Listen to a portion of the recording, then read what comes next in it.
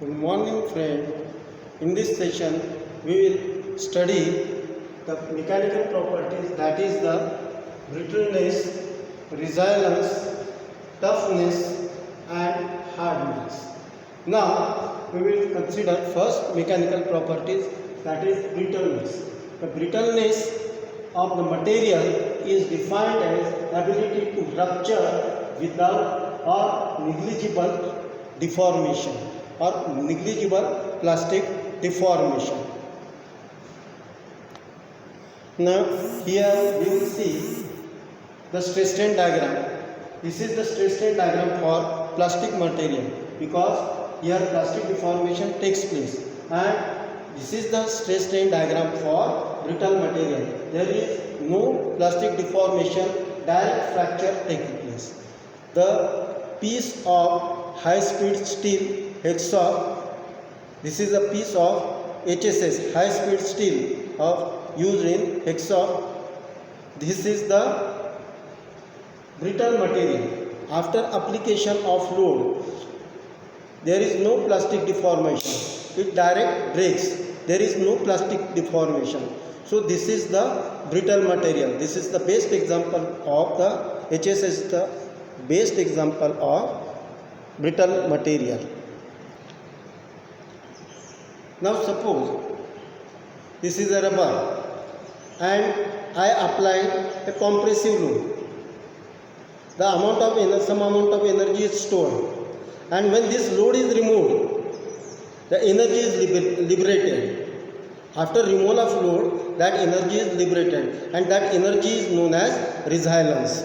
So resilience is defined as it is the total energy absorbed by the material during the elastic limit, or it is also defined as capacity of material to absorb the energy or elastic strain energy within elastic range.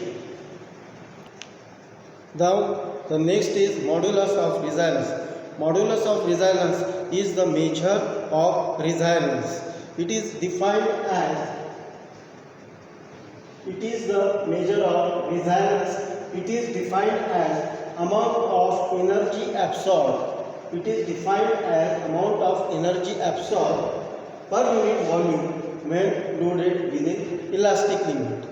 So the area under the stress strain diagram curve up to the elastic limit, this is the area. This area is the measure of modulus of resilience, and this is the measure of the resilience. The next property is toughness.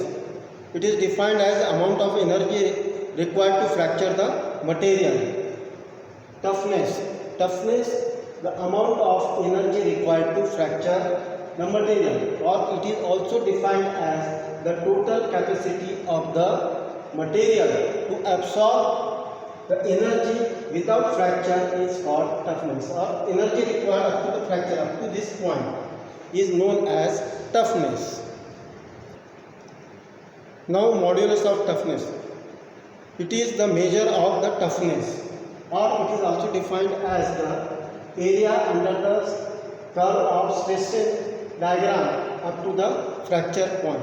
This is the stress strain curve. Area under this curve is known as modulus of toughness, and modulus of toughness is also defined as it is the measure of toughness. Suppose we want to measure the toughness, then we measure in terms of modulus of toughness.